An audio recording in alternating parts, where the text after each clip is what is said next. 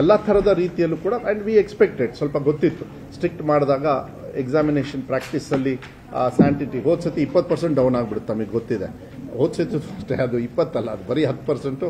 ಅದ್ರ ಬಗ್ಗೆ ನಾನು ಚರ್ಚೆ ಮಾಡೋದಕ್ಕೆ ಹೋಗೋದಿಲ್ಲ. ಈ ಸತಿ ಸಿಂಪಲ್ ವರ್ಡಲ್ಲಿ ಹೇಳ್ತೀನಿ, ಯಾವುದೇ ಥರದ ಗ್ರೇಸ್ ಕೊಡಬಾರ್ದು ಅಂತ ಹೇಳಿ ಮಾನ್ಯ ಮುಖ್ಯಮಂತ್ರಿಗಳು ಹೇಳಿದ್ರು. ಅದನ್ನೇ ಪ್ರೋಸೆಸ್ ಮಾಡ್ತಾ ಇದ್ದೀವಿ.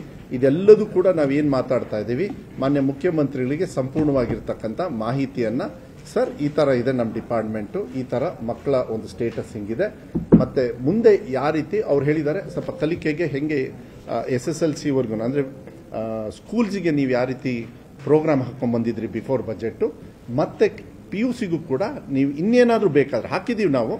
ಈ ರಿಸಲ್ಟ್ ಬಂದ ಮೇಲೆ ನಿಮಗೇನು ಸಹಕಾರ ಬೇಕು ಅದನ್ನು ಹೇಳಿ ಅಂತ ಹೇಳಿದ್ದಾರೆ.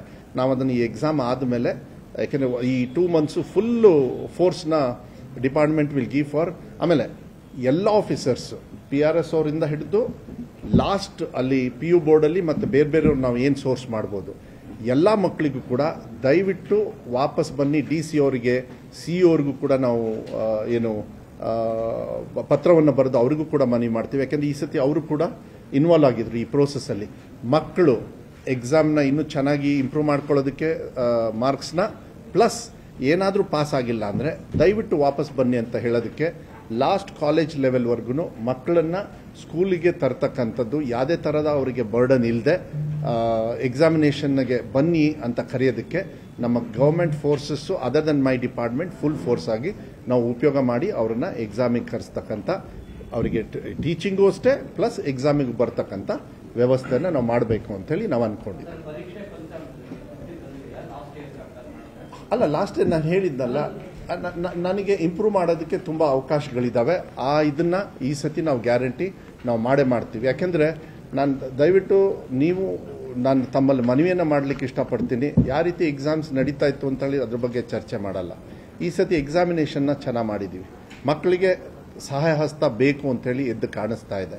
ಅದನ್ನು ಸಂಪೂರ್ಣವಾಗಿ ನಮ್ಮ ಇಲಾಖೆಯಿಂದ ನಾವು ಏನೇನು ಮಾಡಬೇಕು ನಾವು ಮಾಡ್ತಕ್ಕಂಥ ಜವಾಬ್ದಾರಿ ಆ್ಯಂಡ್ ಇಂಪ್ರೂವ್ ಮಾಡೋದಕ್ಕೆ ತುಂಬ ಇದೆ. ಅದು 1 ವರ್ಷದೊಳಗೆ ಬದಲಾವಣೆ ಮಾಡ್ತಕ್ಕಂಥ ಶಕ್ತಿ ನಮ್ಮ ಇಲಾಖೆಯಲ್ಲಿದೆ. ಅದು ಮಾಡಬೇಕು. ಇಲ್ಲ, ವೇರಿಯೇಷನ್ ನಾನು ಹೇಳಿದ್ನಲ್ಲ, ವೈ ಅಂತ ನಿಮಗೆ ಗೊತ್ತಿದೆ. ನಾನು ಹೇಳ್ತಾ ಇರೋದು ವೇರಿಯೇಷನ್ ಇದೆ.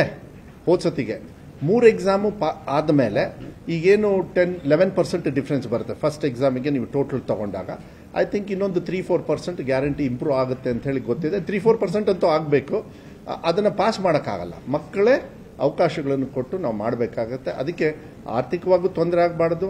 ಮಕ್ಕಳಿಗೆ ಮನೇಲಿ ದುಡ್ಡು ಕಟ್ಟೋದು ವೇಸ್ಟು ಬೇಕು ಅಂತ ಹೇಳಿದಾಗ ಮಕ್ಕಳಿಗೇನು ದುಡ್ಡಿರಲ್ಲ, ತಂದೆ ತಾಯಿ ಇರುತ್ತೆ, ದುಡ್ಡು ಕಟ್ಟೋದೆ ಅಂತ ಹೋಗಿ ದನ ಕಾಯಿ ಅಂದ್ಬಿಟ್ರೆ ನೋ, ಬೇಡ, ಏನು ಬೇಡ. ನಾನು ತಂದೆ ತಾಯಿಯವ್ರಿಗೆ ಮನವಿ ಮಾಡ್ತೀನಿ ತಮ್ಮ ಮೂಲಕ ಮಕ್ಕಳನ್ನು ಕಳಿಸಿ. ಅವ್ರು ಇನ್ನೂ ಪಾಸ್ ಆಗಿಲ್ಲ ಅನ್ನೋದು ಒಂದು ಬಿಟ್ಟರೆ, ಫೇಲ್ ಆದವರು ಅಂದರೆ ಯಾರು ಪಾಸ್ ಆಗದೆ ಇರೋರು ಫೇಲ್ ಅಂತ ನಾನು ಹೇಳೋದಕ್ಕಾಗೋದಿಲ್ಲ. That I can speak only on final 3rd exam ಬಂದಮೇಲೆ. So exam process is totally different. ಆಮೇಲೆ ಈ ಸತಿ ಎಲ್ಲ ಗೊತ್ತಲ್ಲ, ಹೋದ ಸತಿ 100 ಮಾರ್ಕ್ಸಿಗಾಗೋದು, ಕೆಲವುದೆಲ್ಲ ಈಗ 80% ಪ್ರಾಕ್ಟಿಕಲ್ಸು ಇದೆಲ್ಲ ಇದೆ. ಬಟ್ ಲಾಸ್ಟ್ ಟೈಮ್ ಥರನೇ ಅದು ನಾನೀಗ ಹೆಚ್ಚು ಚರ್ಚೆ ಮಾಡೋದಕ್ಕೆ ಹೋಗೋದಿಲ್ಲ. ಮಾನ್ಯ ಮುಖ್ಯಮಂತ್ರಿಗಳು ಇಂಪ್ರೂವ್ ಮಾಡೋದಕ್ಕೆ ಏನೇನು ಮಾಡಬೇಕು, ಗೋ ಆಲ್ ಔಟ್, ಸರ್ಕಾರದಿಂದ ಏನು ಸಹಕಾರ ಬೇಕು ನಾವೆಲ್ಲ ಮಾಡ್ತೀವಿ ಅಂಥೇಳಿ ಮಾನ್ಯ ಮುಖ್ಯಮಂತ್ರಿಗಳು ನಿನ್ನೆ ಮತ್ತು ಮೊನ್ನೆ ಅವರಿಗೆ ಬ್ರೀಫಿಂಗ್ ಕೊಟ್ಟು ಪ್ರಿನ್ಸಿಪಲ್ ಸೆಕ್ರೆಟರಿ ಅವರು ಮತ್ತು ಅಡಿಷನಲ್ ಚೀಫ್ ಸೆಕ್ರೆಟರಿ ಅವರು ಹೋಗಿ ಕೂತ್ಕೊಂಡು ಎಲ್ಲ ಹೇಳಿದ್ದಾರೆ.